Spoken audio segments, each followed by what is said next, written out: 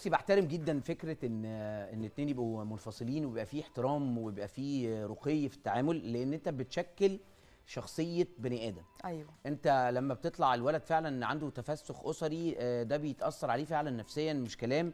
بيطلع عليه من خلال بقى انفعالاته مع تلاميذ زمايله، بيطلع معاه لما بيكبر بيبقى عنده عقد. في ناس بتفسد بان هو مثلا، انا اعرف ناس مثلا بابا بيدلع قوي وهم منفصلين ومامته تدلع قوي، فهو يبتدي يلعب على الحته دي فبيفسد. دي اسوأ حاجه. بيفسد عشان كده لازم تماماً. يبقى في تواصل ما بين الام وما بين الاب. ده مهم جدا طبعا ده يعني لازم. انا ده شايف ضروري. بالنسبه يعني والعياذ بالله ما كناش نتمنى، ان انا سامع ان في نسبه طلاق عاليه جدا في المجتمع. للأسف. فحتى لا قدر الله يا جماعه، لو انتوا ربنا ما كتبلكوش الخير ان انتوا تلاقوا الشخص او الشخصه المناسبه ليكوا، فعليكم ان انتوا حتى تبتدوا تتعاملوا بشكل متحضر، وان انتوا تخافوا على الكائن اللي بيطلع ده، انه بيتشكل من افعالكم يعني. عارف يا كريم انا دايما بقول ايه؟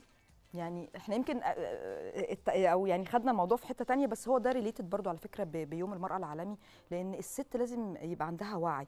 بمعنى ايه؟ ان انتوا الاثنين انفصلتوا، يعني الراجل والست انفصلوا، هي بتعيش حياتها وبتشوف حياتها وبتتجوز او ما بتتجوزش وبتركز في شغلها، وهو بيشوف حياته بيتجوز وبيعيش وبيخلف، فالاثنين بيبقوا عايشين حياتهم. اللي بيضيع في النص مين؟ الطفل.